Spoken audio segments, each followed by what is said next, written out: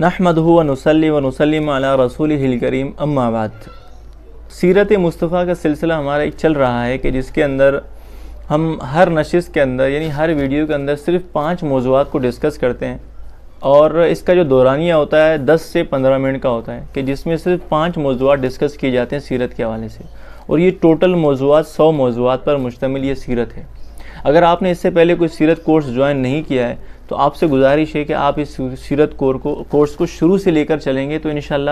آپ کو تھوڑے ٹائم میں، یعنی اگر آپ روزانہ ایک ویڈیو دیکھتے ہیں 10 سے 15 منٹ کی، تو 100 موضوعات اگر آپ مکمل کر لیں یعنی 20 دن کے اندر آپ کے جو سیرت کورس ہے یہ مکمل ہو جائے گا، اور اس سے آپ کو فائدہ یہ ہوگا کہ آپ کو کچھ نہ کچھ خاکہ آپ کے ذہن کے اندر آ جائے گا۔ اور یہ جو میں نے موضوعات کلیکشن جو آپ کے سامنے رکھ رہا ہوں یہ مستند ہیں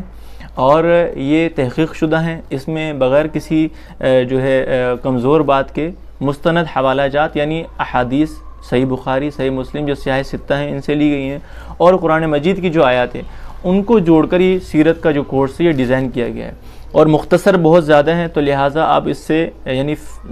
کم از کم آپ خاکہ آپ کے ذہن میں آ جائے گا کہ سیرت ہے کیا، اللہ کے نبی صلی اللہ علیہ وسلم کی زندگی ہے کیا۔ جب مختصراً آپ کی زندگی آپ صلی اللہ علیہ وسلم کی آپ کے ذہن میں آئے گی تو انشاءاللہ آپ کے اندر مزید شوق اور محبت پیدا ہوگی، تو آپ مزید اس میں مطالعہ بھی کریں گے۔ تو آج آغاز کرتے ہیں موضوع نمبر 21 سے۔ اس سے پہلے 4 ویڈیوز بن چکی ہیں 5 موضوعات کی، اگر آپ نے نہیں دیکھی تو پیچھے آپ اسی چینل کے اندر آپ دیکھیں گے تو انشاءاللہ آپ کو وہ ویڈیوز بھی مل جائیں گی۔ تو موضوع نمبر 21 سے آغاز کرتے ہیں۔ موضوع نمبر 21 یہ نبوت سے پہلے بشارات اور اشارات، یعنی آپ صلی اللہ علیہ وسلم کو جب نبوت نہیں ملی تھی تو اس سے پہلے کیا ہوتا تھا کہ آپ صلی اللہ علیہ وسلم کو خواب آتے تھے،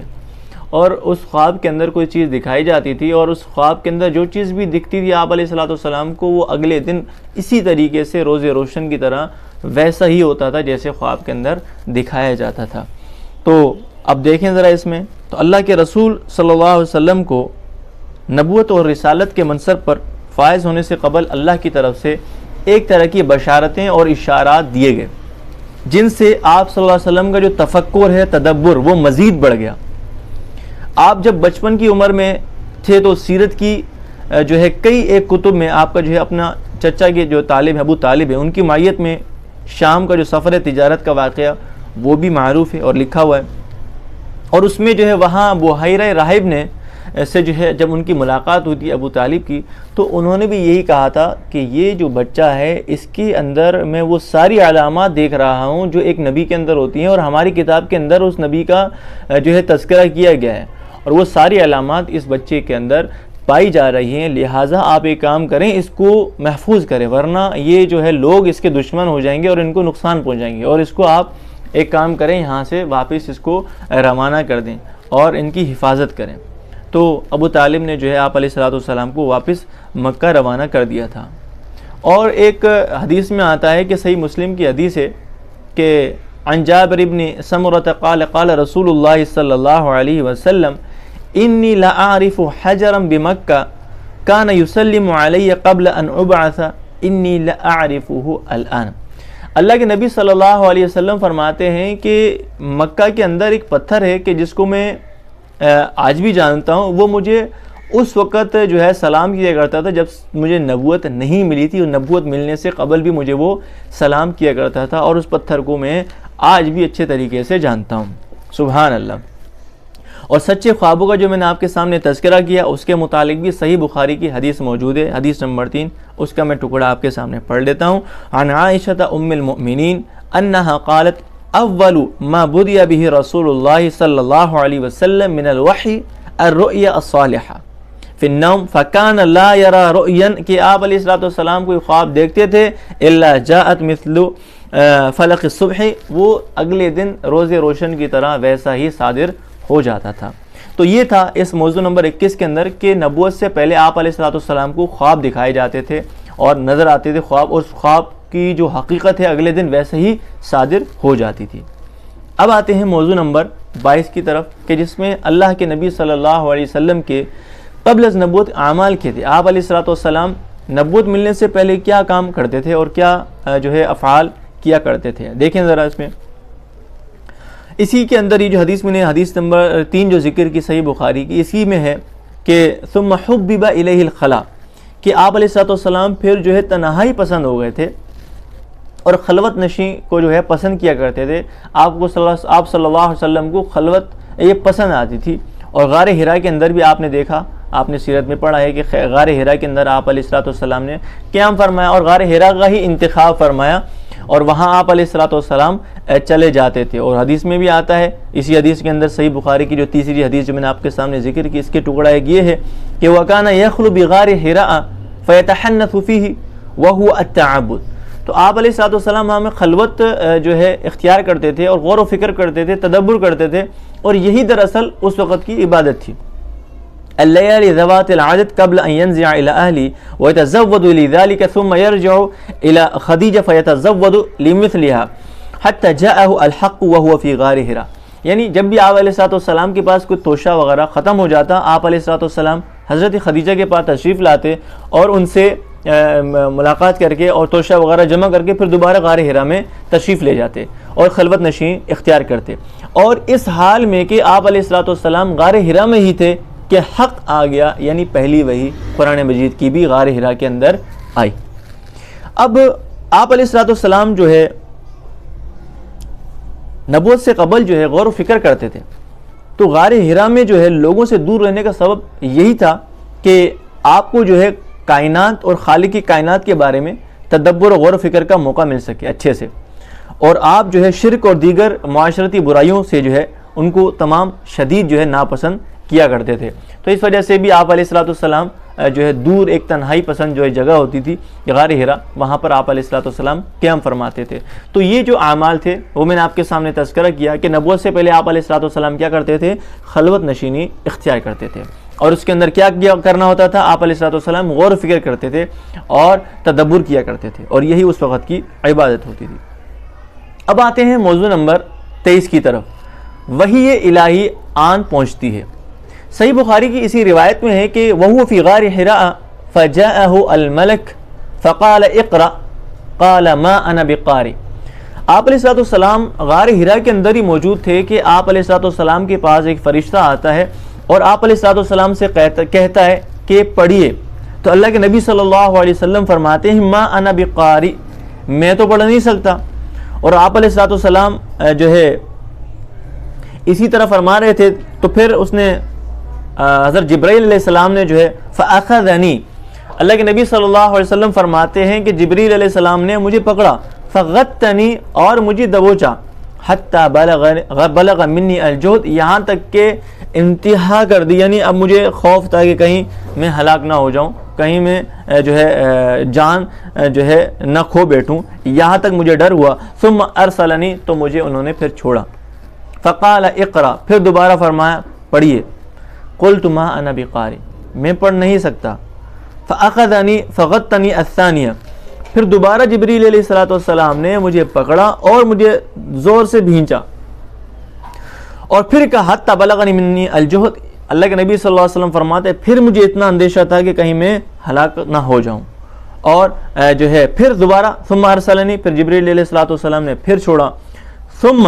اور پھر جو ہے فقال اقرا، اور پھر کہا پڑھیے. فقلت ما انا بقارئ، تیسری مرتبہ بھی اللہ کے نبی صلی اللہ علیہ وسلم فرماتے ہیں میں نے کہا میں نہیں پڑھ سکتا. فاخذنی فغتنی الثالثہ، پھر فرشتے نے، اس جبرائیل علیہ السلام نے مجھے تیسری دفعہ دبایا. ثم ارسلنی، اور مجھے چھوڑا. فقال اقرا بسم ربک الذی خلق خلق الانسان من علق اقرا وربک الاکرم. یہ آیات جو ہے اس وقت پھر نازل ہوئی. فرجع بها رسول اللہ صلی اللہ علیہ وسلم، پھر اللہ کے نبی صلی اللہ علیہ وسلم جو ہے تشریف لائے، لوٹے واپس. یرجف فؤادہ، دل جو ہے دھڑک رہے تھے. فدخل علی خدیجہ بنت خویلد، اور پھر حضرت خدیجہ رضی اللہ تعالیٰ عنہ کے پاس آئے. فقال زملونی زملونی، مجھے چادر اڑاؤ، مجھے چادر اڑاؤ. فزملوہ، تو پھر آپ علیہ الصلوۃ والسلام کو جو ہے چادر اڑایا گیا. اور حتی ذہب عنہ الروع، یہاں تک کہ جب وہ اثر جو ہے ختم ہوا. فقال لخدیجہ، تو حضرت خدیجہ سے کہا. وَأَخْبَرَهَا الْخَبَرُ، اور سارا معاملہ جو تھا جو ان کے ساتھ پیش آیا آپ علیہ الصلوۃ والسلام کے ساتھ، وہ ان کے سامنے انہوں نے ذکر کیا. اور پھر فرمایا آپ علیہ الصلوۃ والسلام نے لَقَدْ خَشِيتُ عَلَى نَفْسِي، کہ مجھے اپنی ذات کے اوپر ڈر لگ رہا ہے کہ کہیں میں اب ہلاک نہ ہو جاؤں، کہیں میں جو ہے میری جان کا نقصان نہ ہو جائے. تو یہ بخاری کی حدیث نمبر 3 کے اندر تذکرہ ہوا۔ اب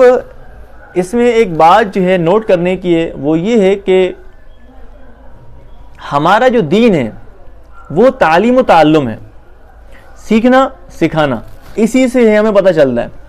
اور اس میں یہ بھی سبق ہے اس حدیث کے اندر جو میں نے آپ کے سامنے ذکر کی کہ محنت اور مشقت بھی ضروری ہے دین سیکھنے کے لیے۔ ہم کیا کرتے ہیں، دین کو وہ اہمیت نہیں دیتے۔ دنیا سیکھنے میں تو ہمارا دن رات لگ جاتی ہے، اپنا پسینہ جو ہے بہا دیتے ہیں اور اس میں ہر وقت کوشاں رہتے ہیں، لیکن دین سیکھنے کے لیے ہماری کوئی خاطر خواہ محنت نہیں ہوتی ہے۔ تو اس حدیث سے ہمیں یہ پتہ چلتا ہے کہ دین سیکھنے کے تعلیم و تعلم ضروری ہے اور مشقت اور محنت بھی ضروری ہے۔ بغیر محنت اور مشقت کے آپ کو دین نہیں آئے گا، تو لہٰذا ہمیں چاہیے کہ ہم دین سیکھنے کے لیے بھی کچھ وقت نکالیں، کچھ ہمت کریں، کچھ کوشش بھی کریں۔ اور اس واقعے کے بعد اور نبوت ملنے کے بعد جو سال شروع ہو رہا ہے، یہ جو واقعہ پیش آیا یہ سن 40 نبوت کو پیش آیا، یعنی 40 سال کی آپ علیہ السلام کی عمر مبارک تھی۔ تو اس واقعے کے بعد جو اب سن شروع ہوگا اسے کہیں گے سن نبوت، جو نبوت کے بعد سے سن سٹارٹ ہو رہا ہے۔ اور پھر آگے جو 13واں سال ہے، 13 سال کے بعد نبوت کے 13ویں سال، یعنی آپ علیہ السلام کی 13 سال کی جب عمر تھی تو پھر ہجرت ہوئی ہے۔ تو ہجرت کے بعد جو سن شروع ہوگا اسے کہیں گے سن ہجری۔ تو یہ آپ ذرا ذہن میں رکھیے گا، کچھ اہم باتیں میں نے آپ کے سامنے ذکر کر دی۔ تو یہ موضوع نمبر 23 تھا کہ جس کے اندر میں نے آپ کے سامنے وحی کی جو تذکرہ تھا کہ وحی الہی آن پہنچی آپ علیہ السلام کے اوپر غار حرا کے اندر، اور اس کا تذکرہ کیا تھا، حدیث کے اندر جو الفاظ تھے میں نے آپ کے سامنے مختصراً وہ رکھ دیے۔ اب آتے ہیں موضوع نمبر 24 کی طرف کہ زوجہ صالحہ یعنی نیک بیوی کے علامات کیا ہیں، اور ہمیں سیرت سے ہی نظر آتا ہے، سیرت سے ہی ہمیں یہ چیزیں مل جاتی ہیں۔ دیکھیں ذرا حضرت خدیجہ رضی اللہ تعالیٰ عنہ کی جو خوبصورت سیرت، اور خاص کر وحی کے موقع پر آپ علیہ السلام کے تعامل سے ہمیں کئی ایک باتیں جو ہیں پتہ چلتی ہیں کہ ایک نیک جو ہے کہ بیوی جو ہوتی ہے اس کے اخلاق اور عادات جو ہے وہ کیسی ہونی چاہیے۔ پہلی چیز تو یہ ہے کہ زوجہ جو صالحہ ہوتی ہے وہ پریشانی کے عالم میں اپنے خاوند کو حوصلہ دیتی ہے، بجائے اس کے کہ مزید پریشان کرے، تو وہ کیا کرتی ہے، اپنے خاوند کو حوصلہ دیتی ہے اور تسلی دیتی ہے،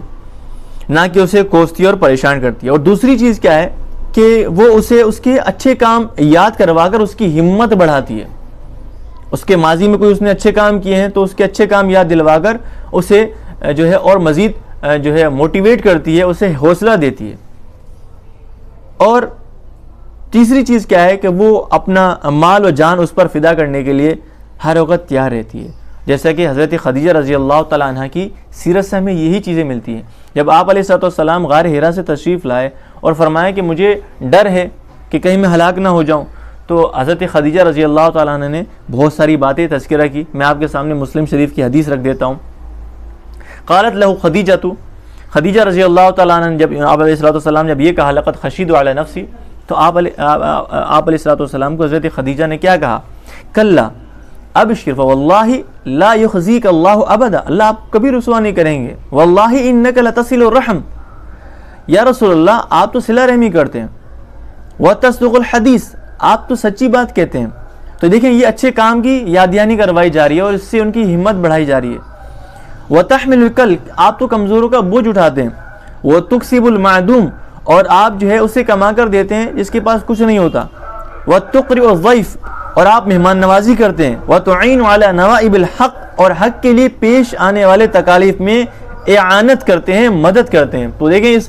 مسلم شریف کی اس حدیث کے اندر ایک زوجہ صالحہ کی جتنی بھی خصوصیات تھی ان کا تذکرہ ہو گیا۔ تو ہماری جو مائیں بہنیں جو بیٹیاں دیکھ رہی ہیں انہیں بھی چاہیے کہ ہمیں حضرت خدیجہ رضی اللہ تعالیٰ عنہ کی جو اوصاف ہیں ہم جو ہے ان کو اختیار کریں تاکہ ہم بھی ان کے جیسا بن سکیں۔ اب آتے ہیں موضوع نمبر 25 کی طرف۔ موضوع نمبر 25 میں حضرت ورقہ بن نوفل کا تذکرہ ہے۔ جب یہ سارا معاملہ ہوا آپ علیہ السلام کے ساتھ وحی کا، تو حضرت خدیجہ رضی اللہ تعالیٰ عنہ ان کو پتہ تھا کہ ان کے چچا زاد ہیں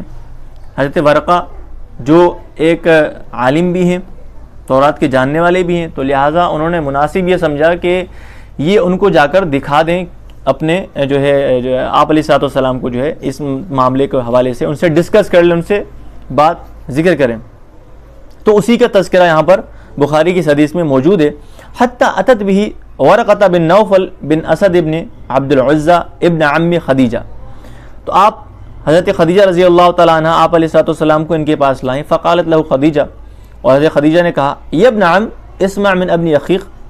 کہ آپ اپنے ذرا بھتیجے سے پوچھیں، کچھ معاملہ آپ کو خبر دیں گے، یہ کچھ ان کے ساتھ واقعہ پیش آئے، وہ ذرا آپ سنیے ان سے۔ فقال له ورقۃ